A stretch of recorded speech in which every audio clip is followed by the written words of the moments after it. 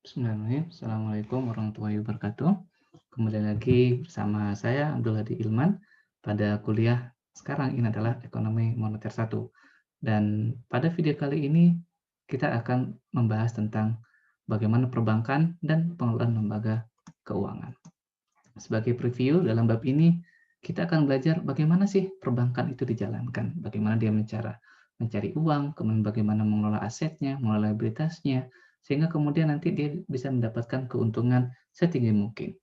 Kemudian bagaimana dan mengapa bank itu melakukan pinjaman, bagaimana mereka memperoleh dana, dan mengelola aset dan kewajiban mereka, serta bagaimana mereka mendapatkan pendapatan. Sebagai sumber utama, kita menggunakan The Economics of Money, Banking, and Financial Market dari Frederick S. Miskin. Nah, sebagai gambaran, ini adalah neraca perbankan yang ada di Indonesia. Ini contohnya adalah PT Bank Mandiri. Ini pertanggal 30 Juni 2020. Di sini adalah posisi keuangan neraca. Di sebelah kiri, ini adalah sebentar. Ya, di sebelah kiri ini adalah aset. Nah, di sini total aset. Dan total aset dengan total liabilitas plus ekuitas itu harus sama. Di sini ada liabilitas dan ekuitas. Liabilitas itu adalah kewajiban. Nah, secara sederhana kita menangkap bahwa semua dana nasabah yang disimpan di dalam bank itu menjadi kewajiban dari perbankan dan dia akan disimpan di sini. Dan sumber dana lainnya yang berasal dari perbankan itu berada di sisi sini, baik berupa liabilitas ataupun berupa ekuitas yaitu modal. Sementara pengelolaan aset itu biasanya berupa kas, pendapatan pada Bank Indonesia, pendapatan pada bank lain, tagihan spot dan derivatif, surat berharga, serta juga kredit. Jadi kalau kita lihat jumlah kredit ini cukup besar, ini artinya adalah penyaluran kredit dana kepada nasabah yang meminjam uang kepada bank. Dengan nanti pengembaliannya ada bunga. Jadi kira-kira struktur neraca sebuah perbankan ini seperti ini. Di liabilitas juga ada giro, tabungan, ini adalah jenis produk bagi dana pihak ketiga. Kemudian dana investasi, setiap bank juga bisa mendapatkan pinjaman dari Bank Indonesia, serta juga pinjaman dari bank lain. Sementara kalau ekuitas itu ada modal depositor, tambahan modal depositor, serta lain-lainnya. Nah, kita akan belajar secara dasar itu dulu. Secara umum, nanti ini kita akan gambarkan dengan secara sederhana. Nah, secara umum bank itu menghasilkan keuntungan dengan menjual kewajiban dengan satu set karakteristik. Artinya liabilitas tadi ya, dia menjual giro, tabungan, deposito, dan sebagainya. Dan setiap kewajiban itu memiliki kombinasi tertentu dari bagaimana likuiditasnya, risikonya, ukurannya, dan return-nya atau bunganya. Serta menggunakan hasil tersebut untuk membeli aset dengan karakteristik yang juga berbeda-beda. Nah, proses ini kemudian, proses dari mendapatkan kewajiban, mengumpulkan dana, kemudian dimenangkannya kembali, yaitu sebenarnya mengumpulkan kewajiban dan mengelola aset, ini disebut sebagai transformasi aset. Nah, lebih konkretnya, analis kita akan menggunakan alat tersebut T-account atau akun T. Nah, seperti inilah kira-kira T-account. Kita misalkan mengambil contoh sebuah bank namanya First National Bank, di mana nanti ada aset dan ada liabilities gitu ya. Nah, jika seseorang membuka rekening pada First National Bank, misalkan katakanlah $100, maka akan meningkatkan checkable deposit. Artinya deposito dari seseorang itu berarti di bank dicatat pada sisi liabilities, maka itu akan bertambah. Nah, agar balance, maka cash juga di bank itu akan bertambah. Nah, cash ini juga sebenarnya merupakan bagian dari reserve atau cadangan bank. Maka sebenarnya First National Bank itu mendapatkan checkable deposit plus 100, reserve plus 100 juga, $100. Nah, ini yang terjadi ketika kita melakukan nabung di bank, misalkan, atau membuka rekening tabungan, rekening giro, rekening deposito di bank, maka bank akan menambah depositonya, kemudian pada sisi aset, cash atau reserve dari bank itu juga meningkat dengan jumlah yang sama. Nah, kemudian kalau ternyata bank itu, ternyata si A membuka rekening di First National Bank tadi itu dengan cek 100, yang awalnya didepositokan di Second National Bank. Jadi dia punya uang di Second National Bank, kemudian dia menerbitkan ceknya untuk membuka rekening di First National Bank. Maka sama seperti tadi, checkable depositnya bertambah 100, kemudian cash item in process of collection, karena memang dia berupa cek, masih ada proses untuk kemudian merubahnya menjadi sebuah cash gitu. Nah, ketika bank menerima serta tambahan, bank memperoleh reserve yang sama.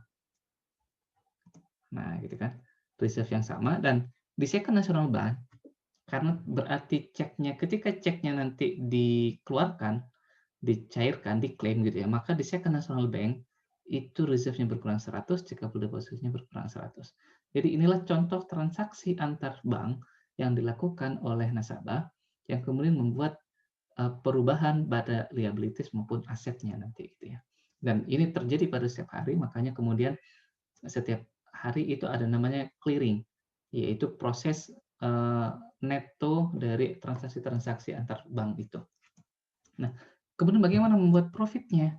Nah, ini misalkan First National Bank, dia punya asumsikan bahwa cadangan wajib minimum adalah 10 gitu ya, 10%, maka kemudian 90%-nya itu digunakan bank oleh bank untuk transformasi aset menjadi pinjaman, investasi pada suatu harga, dan hasilnya memberikan return bagi bank.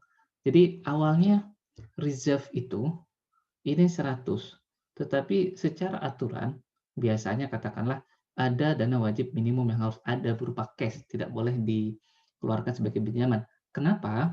Nanti kita akan tahu gitu ya.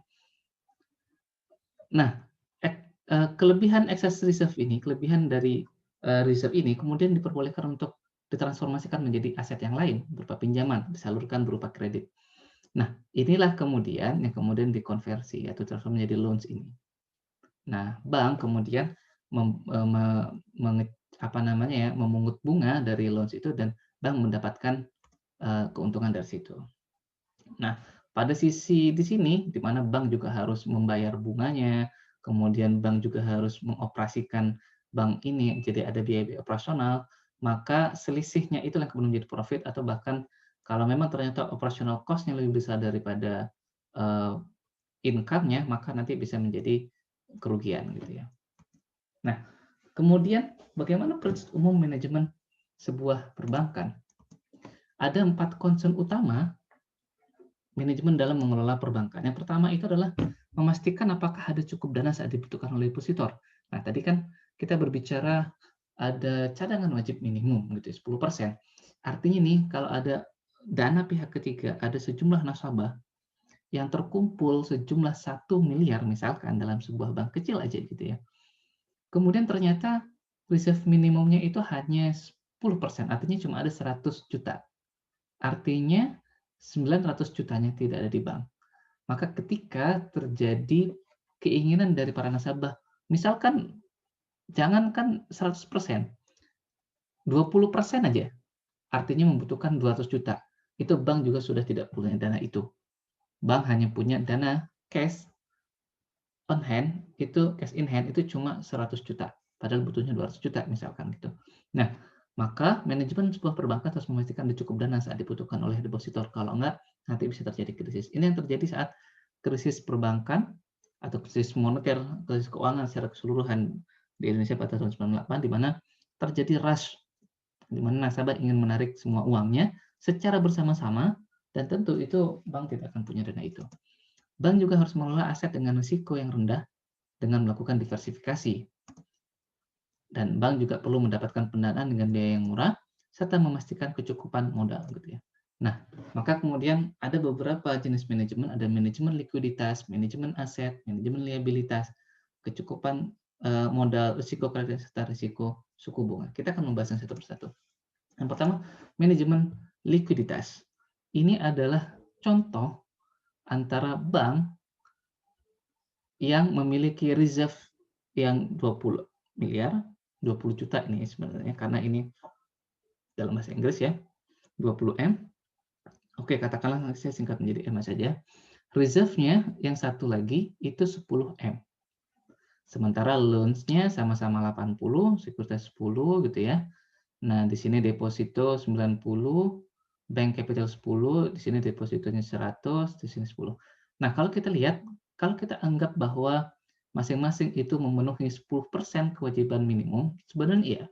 Dari 100M, ini 10M, ini required reserve, cadangan wajib minimum, 10M-nya lagi adalah excess reserve, kelebihan cadangan. Sementara ini kelebihan cadangannya cuma 1M. Gitu ya. Nah,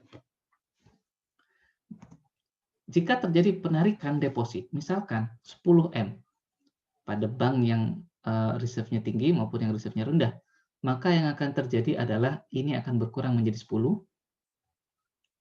ini berkurang 10 juga. Ini sisa 10, dan yang ini itu habis, gitu ya. Maka kemudian pada sisi bank yang memiliki reserve yang kecil, ketika terjadi penarikan deposit sebesar 10M, maka tidak ada sorry, salah. Saya ulang lagi, ada kesalahan. Jadi ini adalah bank dengan ini sebelumnya, kemudian ini sesudahnya gitu ya. Jadi ini bank yang memiliki reserve yang tinggi gitu ya. Dengan reserve yang tinggi 20M, ketika nanti depositnya diambil 10M, maka sisanya nanti reserve-nya menjadi 10M. Gitu ya. Karena diambil depositnya juga berkurang 10M. Karena diambil oleh nasabah gitu ya. Sehingga tidak ada perubahan yang signifikan atau cadangan minimum juga masih terpenuhi, bank juga masih memiliki reserve yang aman gitu ya. Nah, jadi jika bank memiliki kelebihan cadangan yang cukup, aliran keluar deposito itu tidak mengharuskan perubahan pada bagian lain dari neracanya. Nah, akan tetapi ketika bank hanya memiliki reserve 10M, pas-pasan dengan deposito yang terkumpul juga cuma 100M, dan dia kalau kita lihat, dia cukup agresif dengan memperbanyak loans. Reserve ini dia tidak memberikan return, jadi dia hanya ada di bank dan tidak menghasilkan. Tetapi kalau loans dikeluarkan, dia bisa menghasilkan bunga dan itu menjadi pendapatan dari bank gitu kan. Maka tentu bank ingin untuk meningkatkan loan itu sebanyak-banyaknya, tetapi juga harus perhatikan reserve-nya juga harus aman gitu. Ini bentuk manajemennya, bagaimana menjamin antara keamanan dia dalam mengelola likuiditas dengan nanti bagaimana mendapatkan return dari aset-aset dia gitu kan. Nah, ketika terjadi penarikan deposit 10M, reserve ini kemudian langsung menjadi 0 gitu ya. Habis reserve dia. Nah, maka cadangan itu adalah persyaratan hukum dan kekurangan reserve-nya itu harus dihilangkan atau harus diatasi. Bank harus mencari cara agar reserve terpenuhi. Nah, bagaimana caranya untuk mendapatkan reserve itu? Untuk mengatasi kekurangan reserve, bank dapat melakukan beberapa langkah berikut. Pertama, dia bisa melakukan pinjaman, baik kepada bank lain atau perusahaan lain. Yang kedua, dia menjual aset. Kemudian yang ketiga, dia pinjam ke bank sentral. Dan yang keempat, dia mengurangi pinjaman atau loans. Nah, kita coba satu persatu. Jika bank kemudian berhasil mendapatkan pinjaman dari bank lain atau perusahaan lain untuk memenuhi kewajiban cadangan minimum, maka reserve bertambah, begitu juga dari kewajiban pinjaman. Jadi tadi 0, kemudian bisa misalkan meminjam 9, maka borrowing-nya, nah ini meningkat 9, sehingga totalnya sini menjadi 109. Di sini juga meningkat reserve-nya 9M di sini. Nah, biaya dari pinjaman ini tentu tidak gratis, itu berupa bunga yang harus dibayarkan oleh bank. Ini kalau misalkan pinjam ke bank atau perusahaan lain. Yang kedua, alternatifnya adalah dengan menjual aset sekuritas yang dimiliki oleh bank. Misalkan dari 10M, awalnya kemudian dijual sepelan untuk memenuhi minimum cadangan wajib. Tadi kan di sini 10M. Sekuritisnya. Kemudian dijual untuk mendapatkan dana segar gitu ya, berupa cash, kemudian bertambahlah cashnya sebesar 9M. Nah, ini tidak merubah balance secara umum. Dia hanya mengelola di aset sini saja. Kalau sebelumnya di sini nambah, di sini nambah. Label di sini nambah, asetnya juga nambah. Nah, biaya dari aktivitas ini adalah biaya transaksi dan biaya broker. Masing-masing sekuritas juga mempunyai tingkat likuiditas yang berbeda-beda. Kemudian yang dapat mempengaruhi seberapa cepat bank dapat menjualnya, gitu ya. Semuanya ada biayanya gitu ya. Nah, bank juga bisa mendapatkan pinjaman dari bank sentral dan biayanya juga berupa bunga pada diskon rate yang lebih rendah. Mirip seperti alternatif pertama, tetapi peminjamannya dilakukan terhadap bank sentral. Jadi borrowing from central bank di sini, reserve-nya tambah 9. Nah, biasanya bank sentral akan memberikan pinjaman, dia tetapi biasanya bukan agak ya, sebagai alternatif terakhir, karena bank sentral bertindak sebagai lender of the last resort gitu ya. Jadi peminjam yang terakhir lah pokoknya gitu. Kalau udah nggak ada lagi yang bisa menyediakan likuiditas, bank sentral kemudian turun tangan untuk menyediakan likuiditas. Nah, kemudian yang alternatif yang terakhir untuk mengelola likuiditas ketika kekurangan likuiditas itu adalah mengurangi loans. Mengurangi loans ini mengurangi pinjaman yang sudah diberikan dengan menariknya kembali. Nah, jadi kan kita sudah memberikan kredit tuh kepada masyarakat, kepada nasabah. Nah, itu ditarik kembali. Tentu itu sangat susah karena biasanya nasabah sudah memiliki term kapan harus dibayar dan seterusnya, dan mereka sudah mempertimbangkan mengatur dengan sedemikian rupa gitu ya, dengan kemampuan usahanya atau kemampuan konsumsinya dan sebagainya. Nah, cara ini cukup sulit dan paling berbimbang di antara yang lain. Atau cara untuk mengurangi loans itulah dengan menjual loans itu kepada bank lain, tapi juga dijual maunya pada harga yang diskon. Nah, diskusi di atas menjelaskan mengapa bank itu perlu menyimpan kelebihan cadangan meskipun pinjaman atau sekuritas mendapat pengembalian yang lebih tinggi. Harus diatur komposisinya. Nah, ketika arus keluar deposito terjadi, menyimpan kelebihan cadangan itu memungkinkan bank untuk terhindar dari biaya akibat pinjaman dari bank lain atau korporasi, menjual sekuritas, pinjaman dari bank sentral, serta memanggil atau menjual pinjaman. Kelebihan cadangan adalah asuransi terhadap biaya yang terkait dengan arus keluar deposito. Semakin tinggi biaya yang terkait dengan keluar deposito, semakin banyak kelebihan cadangan yang ingin ditahan oleh bank. Nah, yang kedua, manajemen aset. Untuk mendapatkan profit, itu bank harus mempunyai strategi dalam mengelola aset bank.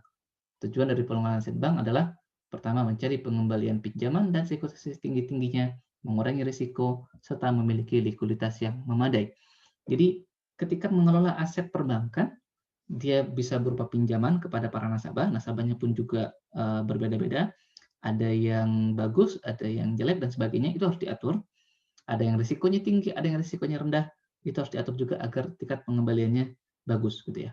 Nah, sekuritas juga memiliki banyak jenis dan berbeda likuiditasnya. Likuiditasnya ini artinya seberapa mudah sekuritas itu kemudian dikonversi menjadi cash gitu ya. Dan dalam konteks produk keuangan, likuiditas itu dicerminkan seberapa dalam pasarnya. Seberapa dalam berarti apakah kemudian banyak nggak produk marketnya, market atau frekuensinya untuk kemudian melakukan jual beli gitu ya. Nah, ada 4 cara yang dapat digunakan. Yang pertama itu mencari peminjam yang akan membayar suku bunga tinggi dan memiliki kemungkinan gagal bayar rendah. Makanya kalau kemudian ada nasabah yang kaya, yang kemudian juga track record-nya bagus, itu akan terus diberikan pinjaman. Dan mungkin memang bunganya kemudian sudah rendah, tapi dia memiliki tingkat kepastian yang lebih tinggi gitu, dengan jumlah nominal yang besar, gitu ya. Kemudian membeli sekuritas dengan imbal hasil tinggi dan risiko rendah. Biasanya sekuritas-sekuritas yang diterbitkan oleh negara itu memiliki risiko yang sangat rendah dengan imbal hasil yang relatif tinggi dan stabil, gitu ya.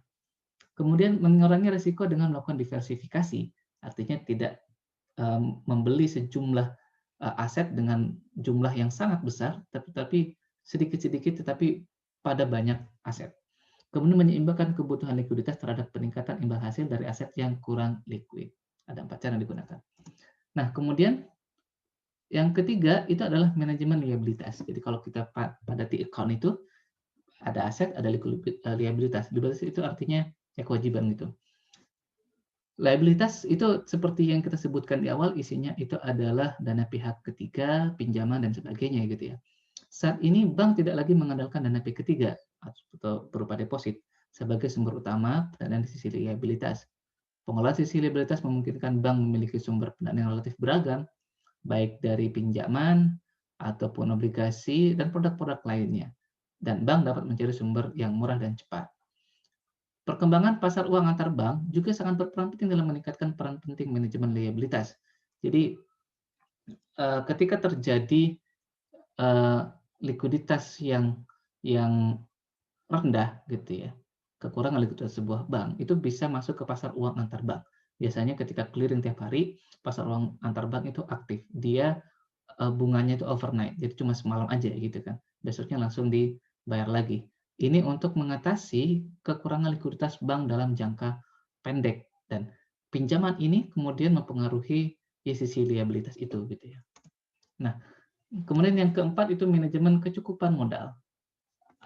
Pada sisi kanan tadi kan ada liabilitas, kemudian di bawahnya itu adalah modal atau ekuitas gitu ya. Modal bank itu membantu mencegah kegagalan bank. Jumlah modal itu mempengaruhi pengembalian bagi pemilik atau pemegang ekuitas bank.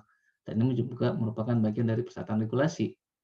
Nah, kita teruskan dulu. Nah, ini bagaimana perbedaan antara high bank capital dengan low bank capital gitu ya. Di sini 10M, 90M, 90M, 90M, jadi seperti ini. Kemudian yang low bank capital sama-sama 100M sebenarnya secara balance sheet-nya, tetapi perbedaannya adalah pada low bank capitalnya modalnya itu cuma 4M, depositnya yang besar gitu.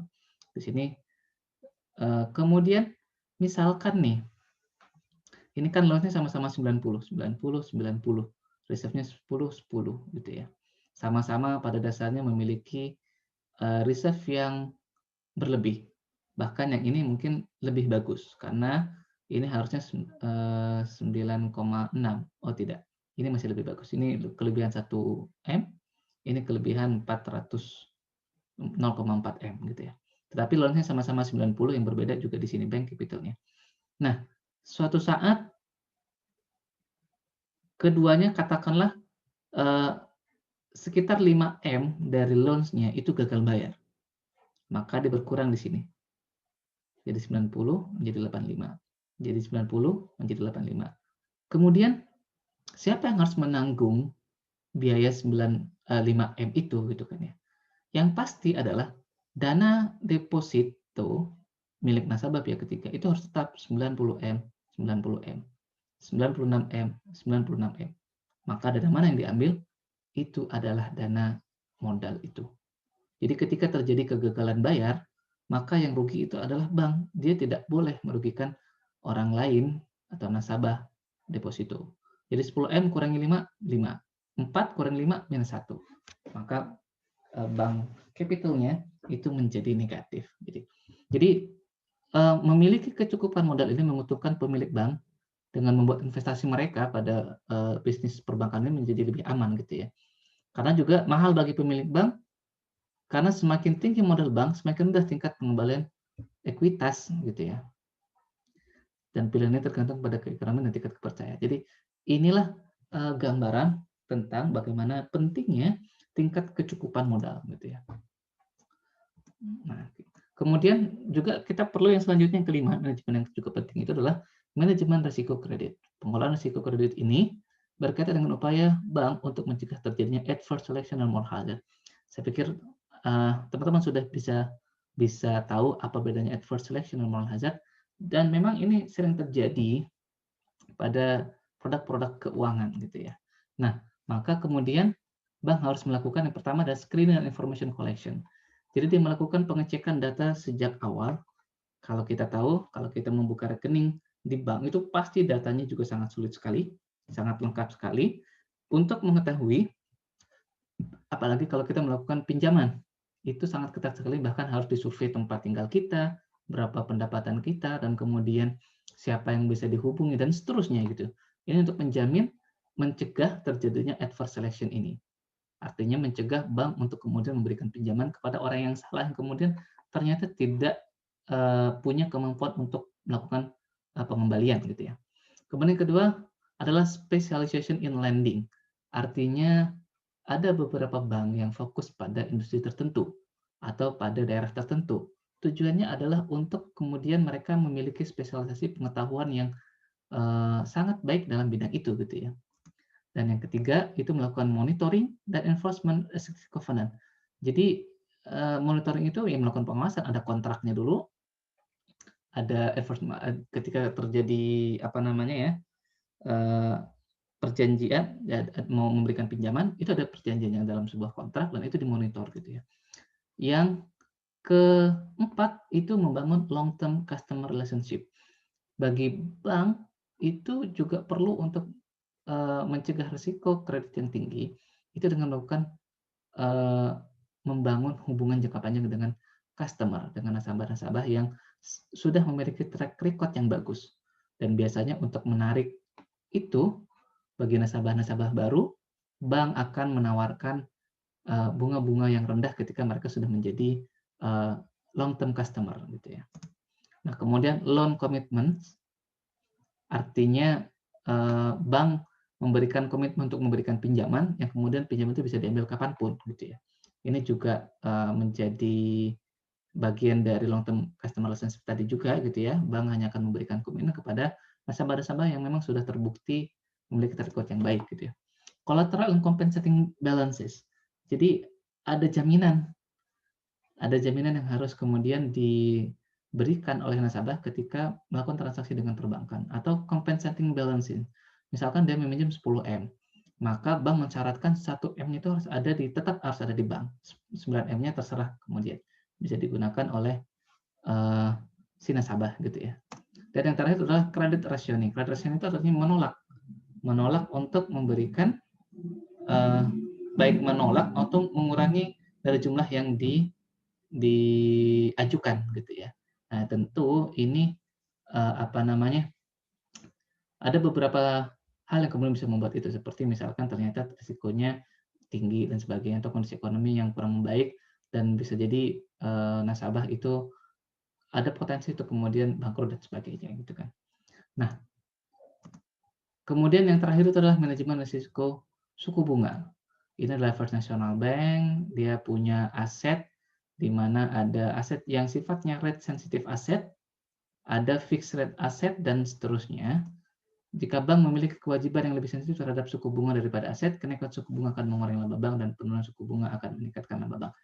Artinya, bank harus bisa mengatur antara aset-aset ataupun liabilitas yang di sini aset, di sini liabilitas, yang masing-masing itu pasti sebagian dipengaruhi oleh suku bunga. Nah, beberapa aset dan liabilitas itu ada yang sangat sensitif dipengaruhi bunga, ada yang tidak. Nah, itu harus balance. Jangan sampai kemudian terlalu banyak liabilitas yang mudah dipengaruhi oleh suku bunga, maka ketika suku bunganya naik, kita akan meningkatkan beban pembayarannya gitu ya. Nah, itu kalau diikuti dengan rate sensitive asetnya, maka kita bisa mengkompensasi peningkatan liabilitas itu. Nah, ini harus seimbang. Nah, demikian materi kuliah pada video kali ini, yaitu tentang perbankan dan pengelolaan keuangan. Semoga bermanfaat. Terima kasih. Assalamualaikum warahmatullahi wabarakatuh.